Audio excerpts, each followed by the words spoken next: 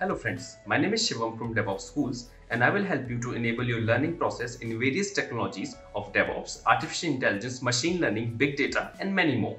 This is our initiative to help you by sharing multiple tutorials and videos. And if you want any specific tutorials or any particular topic, then please do comment in the below comment section and I will help you with it. Also, please subscribe to our premium services on YouTube, which will give you access to more content and videos to enhance your knowledge about all these topics. Also, if you want me to help you with regards to the online trainings and classroom sessions by our qualified trainers, then please do write me at contact@devopsschool.com. Thank you. He is asking this question.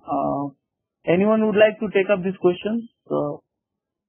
How come it created new container in the hello pod?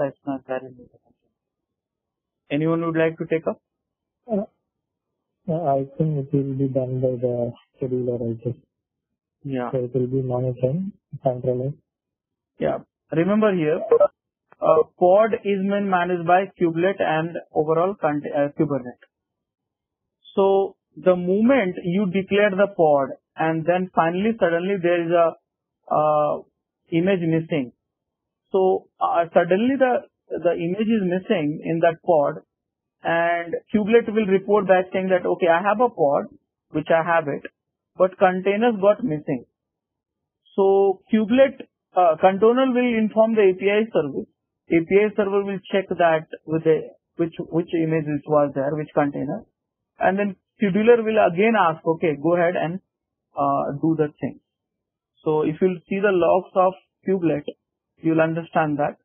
So that's the reason I said you don't have to do anything in Kubernetes. Just set the desire. The rest of the things will be taken care by Kubernetes.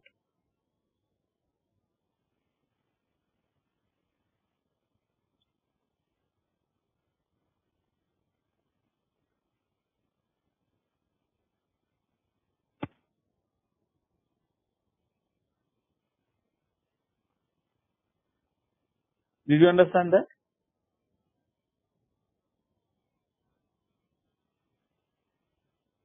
But isn't it, just correct me if I'm wrong, like I heard something like yesterday saying like if I stop my container, it ultimately stops my pod. If I stop my container, it stops the pod as well. No, did I say this one ever? Because pod has a no stop life cycle. It has a life cycle for that, but I did not discuss that one. It's for the special case.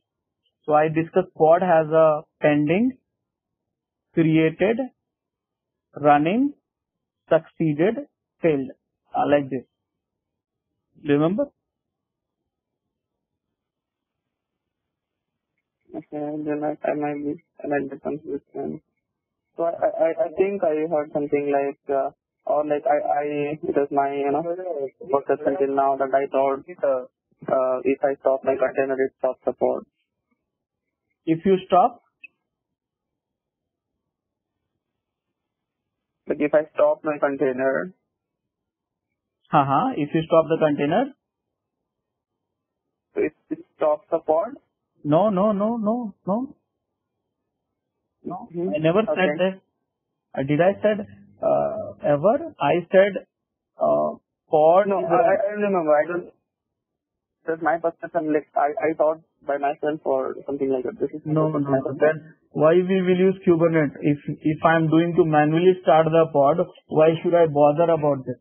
Kubernetes for the operations, production, right? Orchestration. So it should do automatically.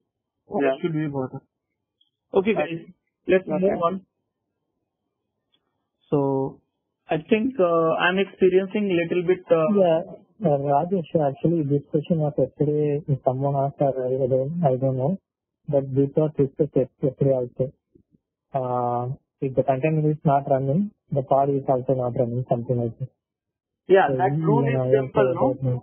Container is not running, then pod is not running. That's simple. But here you remove the container. It was not running. That means See, there is a two things. Okay, maybe can we stop and test it now?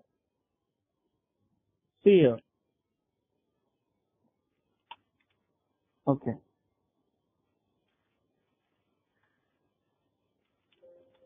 See here. This is a pod right now I am having. I stopped it actually. Docker. Stop. And now you see here, it is up 8 minutes, okay?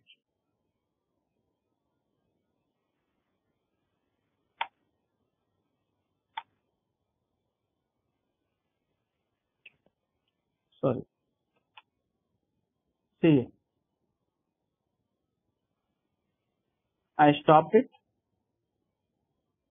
Which pod I stopped it? Where is the number? B A. Do you see BA? Yeah, that's the first thing. Where is The that? first thing. See here. This got exited. Correct? Yeah. Now, yes. And now you go and check pod. See, running. So, what has happened?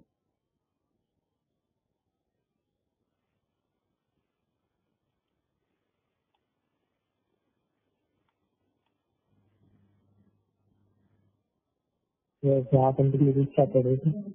No. See, But ID is different, yeah. and you, that one also you see. Yeah. Mm-hmm. So, it took 3 to 4 seconds to realize that pod got stopped. And see here.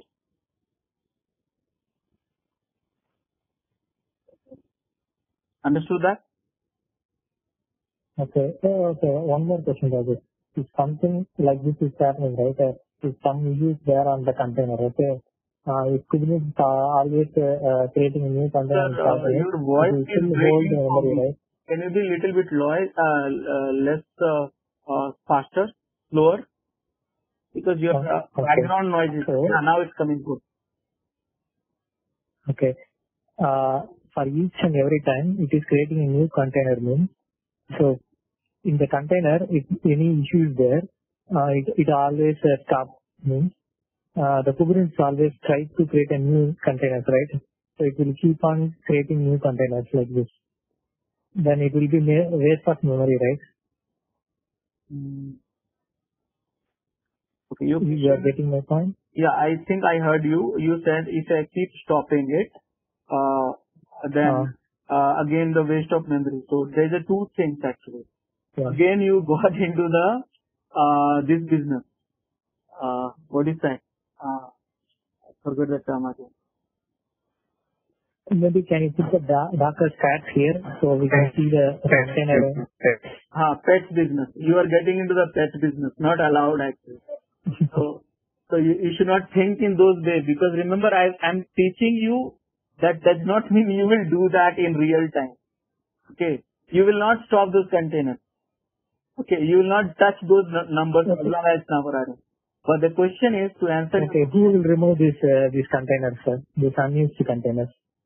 Kubernetes will do it maybe after some time, or how is it possible to configure that? Understand in this way.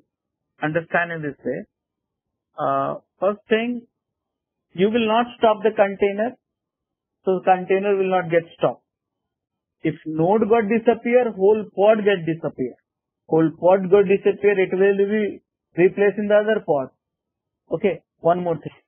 If you stop the container, No, manually. wait a No, second. manually we are not going to stop it. If the application has some issues, right, so it will be stopping. Always it's stopping. Some bug in the code. So it will stop like due to some issues. Understand this way. If one container is stopping automatically, that means every container will stop automatically. That means it's a bug which will be found inside during the production, operation, pre-production, test, QA, development itself. So if it is, see, image is you forgot the concept of image. Image is nothing but a complete runtime environment. And if it is failing in a dev, definitely it will fail in the QA. You will not reach to the production at all. Because it's not like you say, okay, it's a partial runtime, something. Here, Docker, why we got a Docker? Because you should not say it's running in a dev, it's running in dev, but it's not running in QA. You should not say this one. Because if it's not running in a dev, then it is not running in QA, it is not running in production. If it is running in the dev, then it will run in the production and it will run in the thing. But let me add one more point. You forgot the, again, concept, anatomy of the container. If the container stopped, this is no value it holds, no CPU, no storage it holds. Remember, no CPU, no storage it holds. Why? Because no memory. Because the moment it stopped, it releases all the CPU and RAM. It's not given. And same time, remember, the moment container stopped, it removed the merged layer also. Do you remember the merged layer? Do you remember? Yeah. So yes, you may, in one scenario, you may be correct. Let's say there may be an incident in that there will be few waste containers in an exited mode. What would we do that? So what you can do, there is a way to clean up. That is called admin will do. They will have a cleanup. Any exited container which is in any of this mode, they will run a batch process. Now, what is a batch process? There is a one API resources for that also. So that you will invoke or some other script will run through this and then you clean up. Those are the admin activities. But these, you see in my screen itself, these are the exit things. And I think you know that for sure. It's not holding any values. That means in terms of CPU, not used, RAM, not used, storage, not used, hardly few KB. I repeat, few KB. Because merge layer is get deleted the moment you stop the container. Right? Remember that? Yeah. So understand that's a very clean architecture. That's the reason we are starting in a certain way, so you will not have such questions now. Okay guys, any other questions?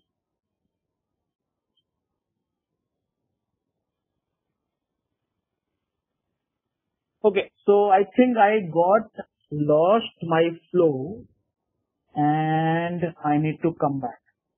So here I was talking about how to access on browser and I learned that I can curl that and access to the browser. Okay, I can curl that. Then I learned how to exec.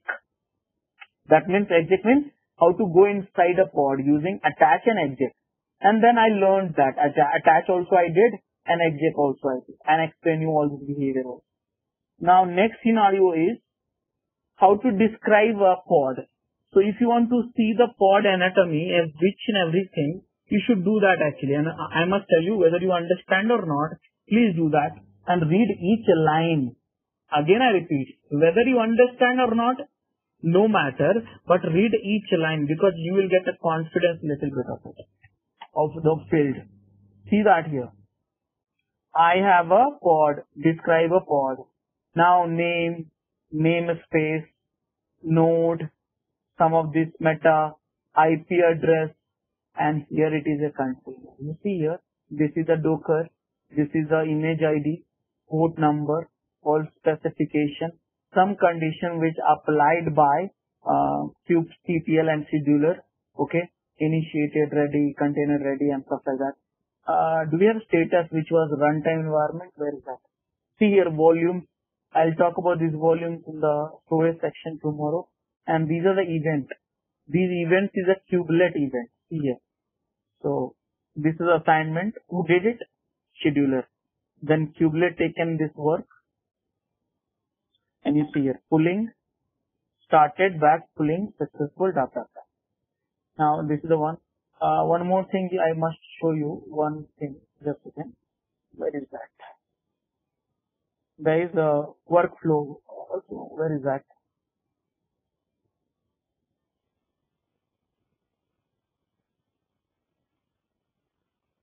See here. Status. Running. It will be pending, running, succeeded or failed. These are the workflow, life cycle of pod. This is the pod, but container ones are here.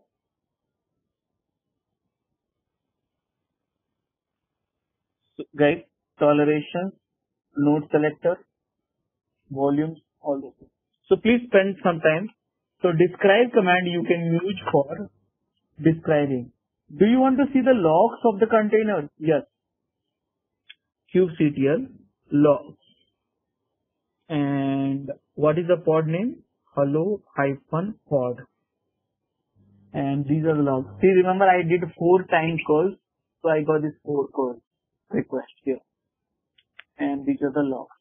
By the way, these logs come from which process of container? Anyone remember that?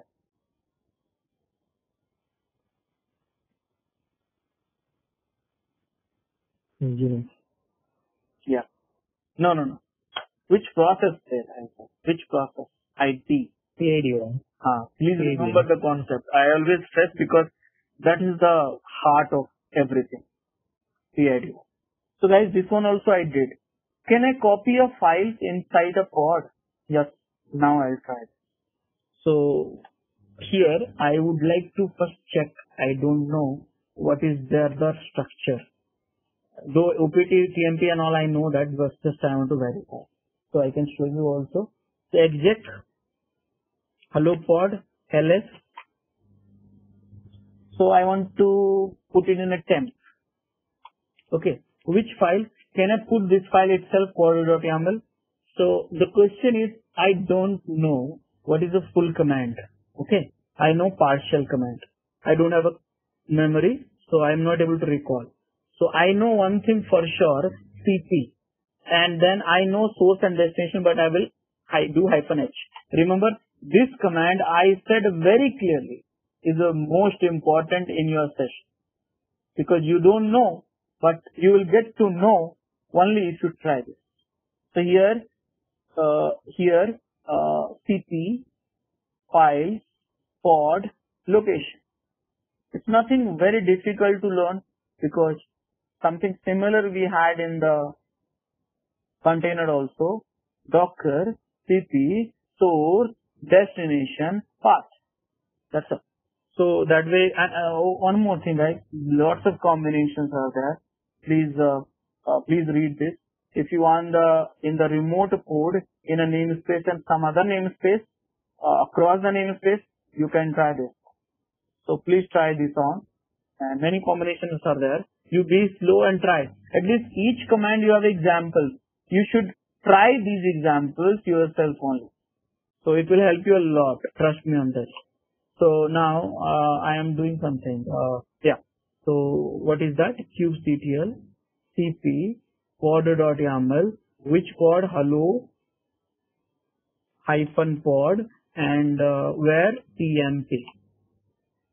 tmp. Sorry.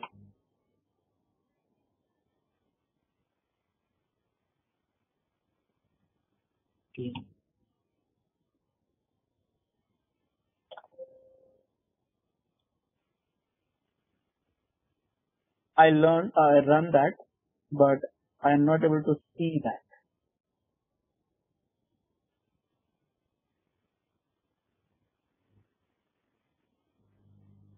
No, it's not returning.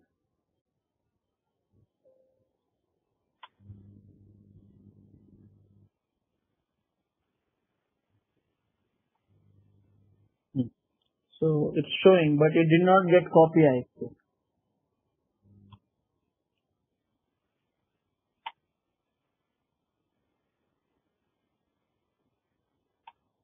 Now it got copy. So you have to put it the file name, whatever you are putting inside this, and then you have to. So guys, this is the way you can copy the file. So now you saw that here we learned few more commands. So overall, we have covered 60% of the commands by now. This is like copying from your workstation to the container, right? Just a second, sir. Oh, workstation to container, that's correct. So see, these are the commands I run in order to display the stuff. Okay. So, guys, any questions before moving further? The copy command we use, that we copied from our workstation to the container. Is it? That's correct. Okay. So see that 60% of the command we covered just in one session only. See, create is done, explain is done, get is done, edit done, delete done, describe done. And this copy is temporary, right? What is that? One the container. The copy that we are doing is not persistent, right? If the container goes, we'll lose that data. Yes, that's you are right. Yeah. Describe. Log. What about? Yeah, tell me. What about if there will be two containers in a pod? You know one thing, I was thinking why you guys are not asking this question. Because with the intention, I don't talk about two containers. So people should ask me and then I will answer. So I feel I can understand whether you guys are actually thinking the scenarios or not. So see, always I was using, if you look at my history of the code, always I was using name of the pod, name of the pod, name of the pod. So what is happening conceptually, if you have a one pod, one container, then main container is attached to the name of the pod.